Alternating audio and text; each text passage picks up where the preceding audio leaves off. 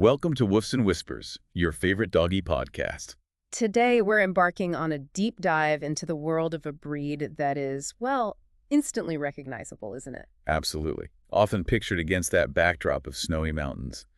It's the magnificent St. Bernard, a true icon of the Swiss Alps. And you've shared some incredible material with us, allowing us to really peel back the layers on what makes this breed tick. We're going far beyond that classic, almost storybook image today. Exactly. When most people picture a St. Bernard, they see, a massive dog, maybe with that little casque around its neck. Right, that romantic image. Though, not quite the reality of how they work these days. But the information we're digging into goes so much deeper. It reveals their true nature, their historical purpose, the practicalities of living with them, and that profound loyalty they're known for.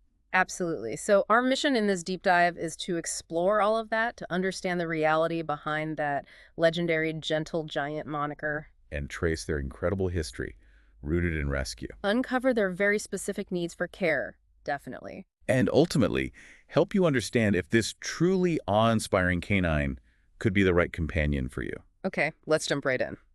And there's simply no avoiding the most striking characteristic of a St. Bernard. You look at one, and the first thing that registers is, well, their sheer, undeniable scale. We are talking about size and lots of it. Size is absolutely the foundational physical trait of this breed. I mean, it's not just one characteristic among many. It dictates so much else about them. The material makes that abundantly clear. Right from the outset, the St. Bernard is defined by its size. And defined as a giant breed, no question.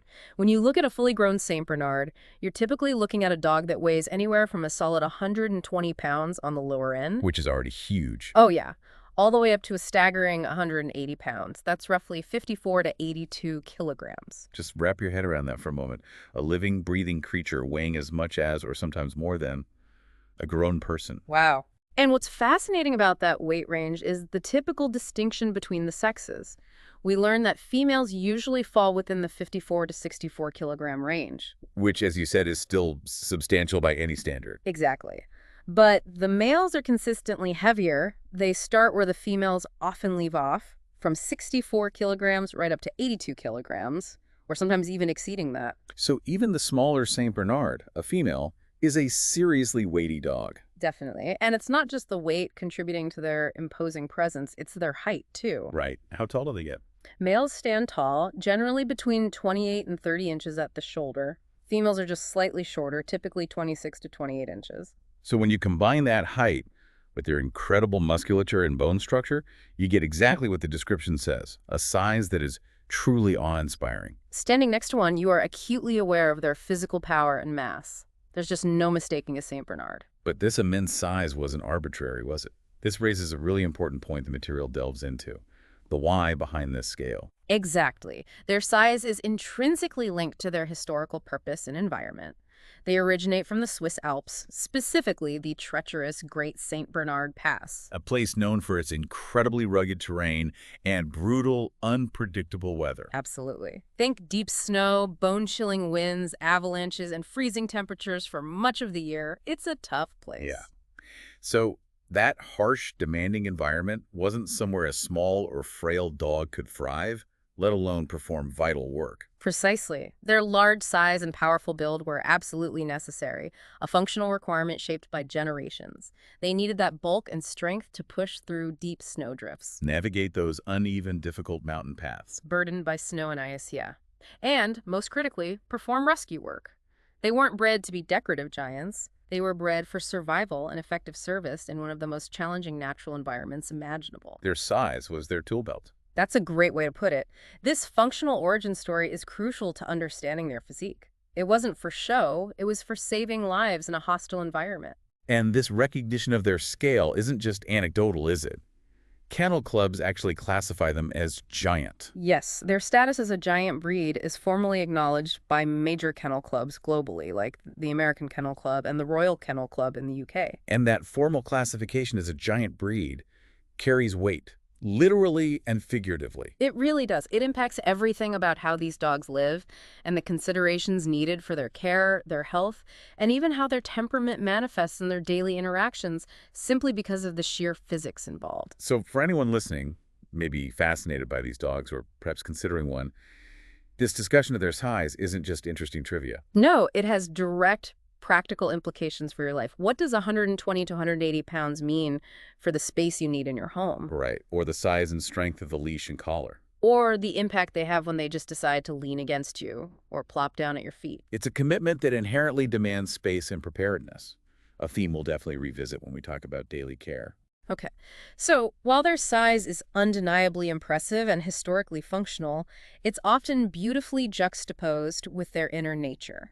Which brings us to exploring their personality, delving into that gentle giant concept in more detail. Yes, transitioning from their imposing physical presence to their temperament reveals a striking contrast that the material really emphasizes. Despite their immense size, St. Bernards are overwhelmingly known for possessing a gentle, calm, and affectionate disposition. It's not just a pleasant bonus, it's a defining characteristic of the breed's personality. Absolutely. They are consistently characterized by a notably patient and calm demeanor. You typically don't find St. Bernards to be dogs that are, bouncing off the walls with nervous energy. Or requiring constant high-intensity stimulation. Exactly. They tend to be quite settled and serene, which can be quite surprising given their physical power and history as working dogs. One of the most appealing aspects highlighted is their capacity to bond deeply and loyally with all members of a family. Yes, they're described as dogs that integrate fully into the family unit, showing loyalty and affection across the board. And this profound connection is often why they are seen as protective companions, not necessarily aggressively guarding, but protective through their presence. Precisely. Protective through their sheer presence, their loyalty, and their innate desire to keep their loved ones safe simply by being near them. The material points out that these traits make them an excellent addition to a family. That sounds like the dream family dog, doesn't it? Mm-hmm. Patient, calm, deeply loyal, affectionate, and inherently good with their people. It paints a picture of a wonderfully stable presence in a home. However, There's always a however. well, the material wisely adds a crucial practical nuance here. While their nature is gentle, their sheer size means they sometimes don't always know their size when interacting. Right. That's a really important point, especially as the material highlights with young children or maybe older, less stable individuals. Definitely. Imagine a 150-pound dog getting excited to see you walk through the door. Their tail wag alone could clear a coffee table. Huh. Yeah, I can picture that. An accidental bump, an enthusiastic lean. Or deciding that a small child's lap looks like the most comfortable place to sit. It can easily happen, not because the dog is being rough or dominant, but purely due to a lack of awareness of their own mass and power relative to their surroundings. So even with that inherent gentleness, the material strongly emphasizes that early socialization and consistent obedience training are not just recommended. No, they are absolutely essential. Because of their size, training becomes a non-negotiable requirement for safety, control, and ensuring harmonious living within a family and in public. Exactly. The purpose of this training goes beyond just basic commands like sit or stay. It's fundamentally about teaching a giant-sized dog how to navigate the human world appropriately. It's about ensuring they understand how to interact calmly and safely with people of all ages, especially those young kids who might be less steady on their feet and with other animals. And proper, positive socialization from a young age. Crucial, it exposes them to a wide variety of experiences, people, places, sounds, other dogs, all in a controlled manner. This helps prevent fear or reactivity and builds confidence. So you end up with a well-adjusted adult dog who can handle different situations calmly despite their intimidating size. Precisely. It's about harnessing that natural, gentle disposition and guiding it with structure and understanding. And interestingly, alongside their temperament, the material touches on their activity level, which is maybe surprising. It can be. For a breed with such a powerful build and a history of pretty strenuous work, they are described as having surprisingly lower activity levels compared to many other large or working breeds you might think of. Like German Shepherds or Border Collies or even Great Danes, maybe. Yeah, those kinds of high-energy breeds. This lower activity level is a key characteristic that helps inform where they might be a good fit. So while they certainly need exercise, this isn't a breed you can just leave lounging all day. Oh, definitely not. They generally don't require the same intensity or prolonged periods of vigorous activity as some others. Right. The material notes that this trait might make them a good match for families or individuals who prefer a more relaxed environment and don't necessarily have the lifestyle for, say, multiple hours of high-energy exercise daily. That's an important distinction, though. Lower activity doesn't mean inactive. No, absolutely not. They still need regular opportunities to move their large bodies, explore, and stay physically and mentally stimulated. But the type and duration of that exercise might be different. A long, steady walk, perhaps, or some playtime in a secure yard. Exactly. That might be sufficient, rather than needing to run miles alongside a bicycle every day. So this combination of calm temperament and moderate activity level, underpinned by essential early training, really solidifies their reputation as a gentle giant. It does. But how did this specific combination of physical form and personality come into being? It's a fascinating story, deeply rooted in the very place they were named after. Which takes us into their rich history. Absolutely. Their story isn't just the history of a dog breed, it's intertwined with centuries of human endeavor and survival in a specific, challenging location. Their origins lie, quite literally, at the Great St. Bernard Hospice, high in the Swiss Alps. Right. This pass was, for centuries, a crucial but dangerous route for travelers, pilgrims, merchants crossing between Switzerland and Italy. And recognizing the peril of this journey, the hospice was established way back in the 11th century by St. Bernard of Menthon. As a place of refuge for those travelers who got lost or became stranded, particularly during the brutal winter months. And it was within the walls of this isolated hospice that the monks began to specifically breed these dogs. They weren't merely companions, they became indispensable working members of the community. Their original singular purpose was to assist the monks in locating and rescuing travelers. Those who had become lost or buried in snowstorms and avalanches on that treacherous mountain pass. Their role was absolutely critical to the mission of the hospice. These dogs possessed an extraordinary sense of smell, allowing them to detect human presence buried beneath deep snow. And their incredible strength and stamina, stemming directly from that size we discussed. Enabled them to navigate the deep snow drifts and difficult terrain that would defeat humans alone.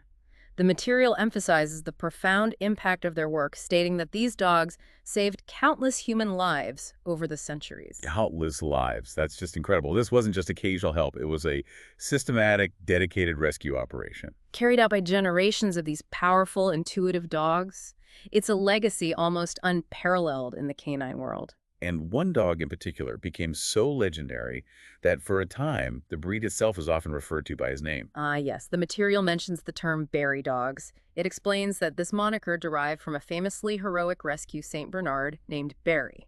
This historical Barry is credited with saving over 40 people during his lifetime in the early 19th century. Wow, really solidifying the breed's image as the ultimate mountain rescuer. The legend of Barry, whether every detail is strictly historical or maybe slightly enhanced by time, serves as a powerful symbol of the breed's purpose and capability. And their lineage. Where did they come from originally? It's believed to trace back to early alpine mastiffs, suggesting a connection to other large, powerful dogs used in the region. But it was really the focused breeding program at the hospice that refined these traits. Into that specific combination of size, strength, scenting ability, and crucially, that calm temperament needed for rescue work on the pass. Exactly. And this history isn't just a fascinating footnote from the past. It's deeply embedded in the breed's identity even today. Because of their heroic work for centuries, they became and remain a symbol of rescue and service. Their reputation for loyalty and a desire to aid humans isn't just a modern interpretation. It's a direct continuation of the bond forged through life-saving work in the most challenging conditions. And it's interesting to see how that historical capability manifests in modern roles, too. It is. The material notes that while methods and technology in mountain rescue have certainly evolved, many modern St. Bernards are still used in rescue operations. Carrying on that incredible legacy, their innate abilities are still valued. But their versatility, thanks to that combination of size, strength, and particularly their calm, gentle nature, extends beyond traditional rescue. Right, the material also highlights their significant role as therapy dogs today. Yes, this is a beautiful example of how that core temperament, the patience, the calmness, the ability to form deep bonds, makes them uniquely suited for different types of service. They can bring comfort and companionship with the same dedication that their ancestors brought rescue from the snow. It truly showcases their inherent loving nature, as described, applied in contemporary contexts. Their history isn't merely a curiosity, it's an active part of who they are. Reinforcing that image of a profoundly loyal and helpful companion. So we have a dog defined by immense size, possessing a gentle temperament forged through centuries of heroic rescue work.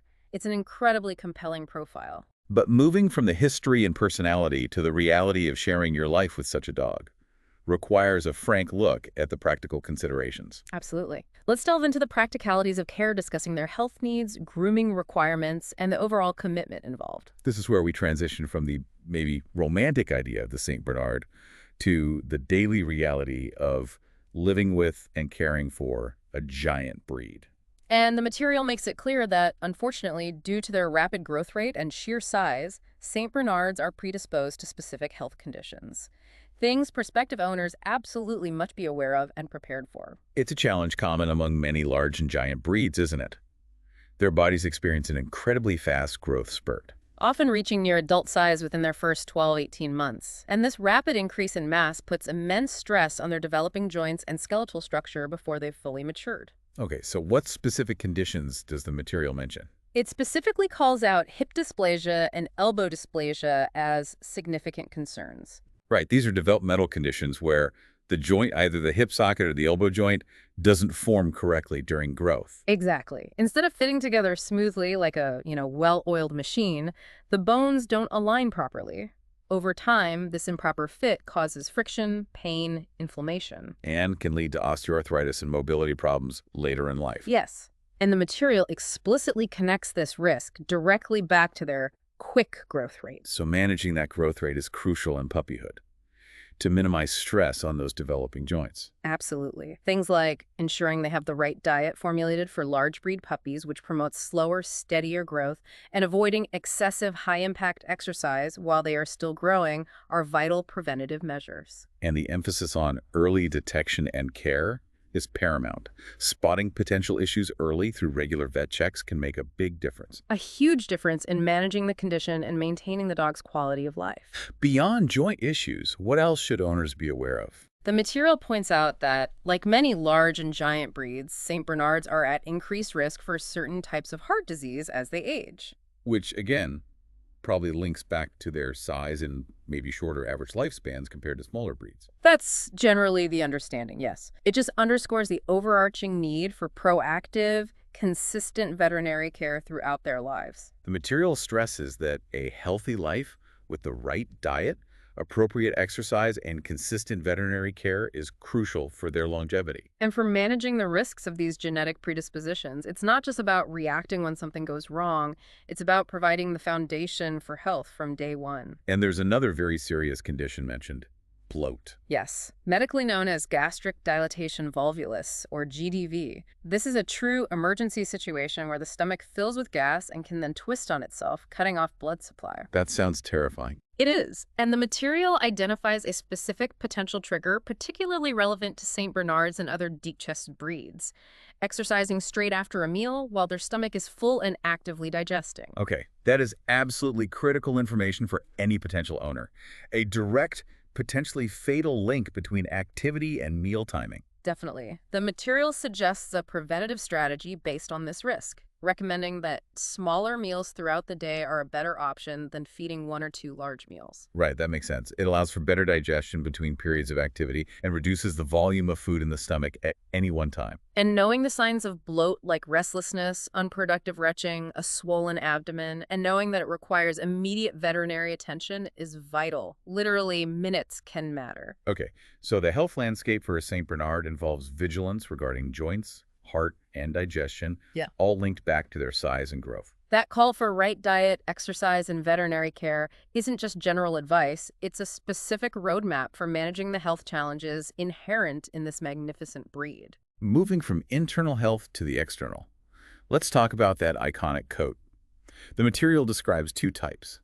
Yes, smooth and rough. And we know from the information about Chicago and Sichi, the dogs featured in one piece, that they are both rough coat. And their coats are undeniably thick and substantial. As we touched on earlier, this is by design, right, for the cold weather. Exactly. These coats were developed for cold weather, making them incredibly well-suited for colder climates. As the material notes, they are quite comfortable during long walks, even in cold temperatures. But that thick double coat demands consistent attention. Oh, definitely. Regular weekly brushing is absolutely necessary to maintain their coats, regardless of whether it's the shorter smooth coat or the longer rough coat. And brushing isn't just for looks, it's crucial to prevent matting. Yes, matting can become uncomfortable, trap moisture, and even lead to skin infections underneath, so regular brushing is key for their health too. And yes, for anyone considering a St. Bernard, the material is very clear. You should be prepared for shedding. Lots of it. They have dense coats, and managing that means some fur cleanup around the house is just part of the reality of ownership. It comes with the territory of a dog built for mountain climates. The good news is that with consistent, proper grooming, dedicating that time each week, their coats can remain healthy and manageable. It requires discipline, but it pays off in comfort and health for the dog. What is critically important, though, precisely because their coats are so well suited for cold, is managing the heat in the summer months. This is a point the material really emphasizes. They require extra care during the summer months and need owners to prioritize providing cool spaces to prevent overheating. Because that thick insulation that keeps them warm in the Alps becomes a significant risk factor in warmer temperatures. They're prone to heat stroke. Absolutely. This means ensuring they have access to shade, air conditioning, cool floors, plenty of fresh water, and definitely avoiding strenuous exercise during the hottest times of the day. Their comfort in winter is balanced by a significant vulnerability to summer heat. Makes sense. Beyond health and grooming, owning a St. Bernard represents a substantial commitment of both time and financial resources. Yeah, the material touches directly on these practical realities of living with a giant breed. Because of their size, the costs associated with the St. Bernard are predictably higher than for smaller breeds. It starts with the initial cost, sure. Whether adopting or buying from a breeder. Right. But the ongoing expenses are where the size really impacts the budget. A giant dog simply eats a lot more food. So the monthly food bill will be significant. And routine veterinary care, medications, preventative treatments, they're often dosed by weight, meaning higher costs there too. And given the potential for those specific health issues we discussed, dysplasia, heart conditions, bloat risk, the material rightly highlights the importance of considering pet health insurance. Definitely. While it's an added cost, it can be invaluable in helping manage the potentially very high veterinary bills associated with diagnosing and treating serious health problems in a giant breed. Ultimately, the material frames ownership as requiring a deep commitment to their well-being. These are not low-maintenance dogs. Not at all. They need great care in their daily lives, encompassing everything we've discussed. The right diet, appropriate exercise, consistent training, regular grooming, proactive vet care. It's a holistic, lifelong commitment. And when it comes to actually finding a St. Bernard to join your family, the material offers sound guidance there too. It recommends seeking out a reputable breeder or considering adoption from a rescue dog organization. And this advice is crucial, primarily as the material notes, because it helps ensure the dog comes from a healthy lineage. Exactly. Responsible breeders invest in health testing their breeding stock for conditions like hip and elbow dysplasia. Rescues often have health history for their dogs. So avoiding breeders who don't health test or organizations that can't provide that background is a key step in responsible ownership. It really is. It helps minimize the risk of inheriting preventable health issues. Putting an due diligence up front can significantly contribute to the dog's long-term health and happiness. And potentially save you heartache and significant expense down the road. Providing that careful attention from the very beginning sets the stage for these big dogs to thrive. So, taking everything we've explored, their incredible size, their gentle and loyal temperament, their heroic history, and the practical realities of their care needs. The big question for anyone contemplating welcoming one of these dogs into their home is a St. Bernard truly the right fit for you and your lifestyle? This final section helps synthesize all that information into a practical framework for self-assessment. The material reinforces that. Due to their core traits, gentle, loyal, protective, affectionate St. Bernards are genuinely a great option for families looking for a wonderful family dog. They absolutely are wonderful family companions, forming those deep bonds. However, the material includes a thoughtful piece of advice about families with very young children.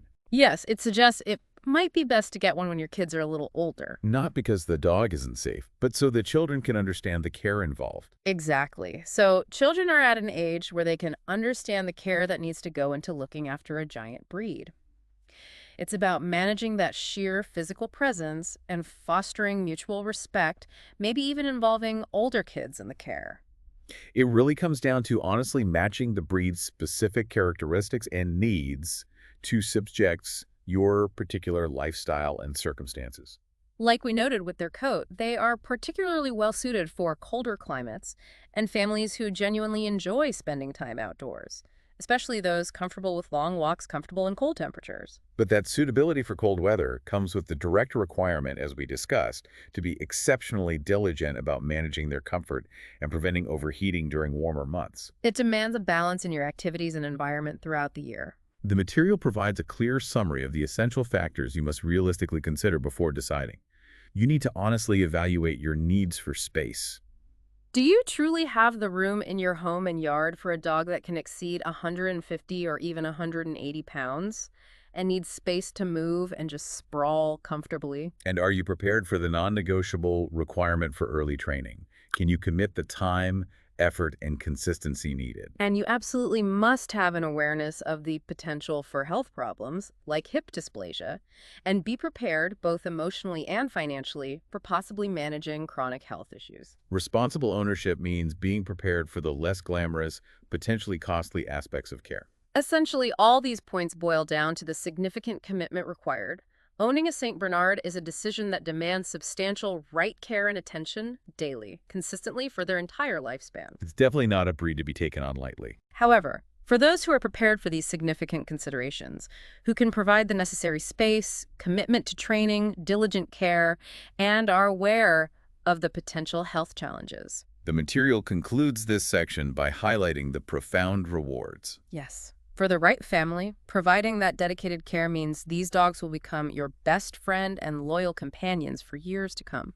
It is undeniably a significant commitment, but one that clearly promises a deep and lasting bond, turning that majestic presence into a truly integrated, beloved family member. Absolutely. It's a commitment to care that is richly repaid in companionship. With the right care and attention, the material beautifully concludes, these gentle giants will become your best friend and loyal companions for years to come. Wow. We've really gone on quite a journey with the St. Bernard today, from understanding their truly awe-inspiring size and how it was functionally essential for their origins in the brutal conditions of the Swiss Alps. To exploring the surprising contrast of their gentle, calm, and affectionate temperament, and why that makes early training so vital for managing their scales safely. We delved into their incredible, life-saving history, starting with the dedicated monks at the Great St. Bernard Hospice and the legendary Barry dogs, who became symbols of rescue and service. And saw how that legacy continues in modern roles, both in rescue and therapy work. And we looked squarely at the practical realities of caring for such a massive breed, navigating potential health concerns like dysplasia and bloat, the significant demands of grooming their thick coats, and the overall non-trivial commitment required. It's abundantly clear that the St. Bernard is far, far more than just a big dog or a character from a movie screen. As the material reveals, they are gentle giants, rescue dogs, and the best friends any family could ask for. But that profound companionship comes with understanding and preparedness for the specific needs and significant commitment involved. Exactly. What's truly fascinating to ponder after exploring all of this, though, is how the breed's demanding historical role in such a harsh life-or-death environment, where sheer physical power, resilience, instinct were paramount. How that seems to have simultaneously shaped their robust physical form and fostered that deeply loyal, gentle, and calm nature. It's quite a combination. It really is. How does the intensity of their original purpose connect with the quiet depth of their temperament? What does this unique blend, born from necessity and compassion high in the Alps, tell us about the incredible bond and capabilities that can emerge between humans and dogs bred for the most vital of tasks? It really does make you see them in a whole new light. Indeed. Thank you for listening, and we will see you next time on Woofs and Whispers for more dog tips.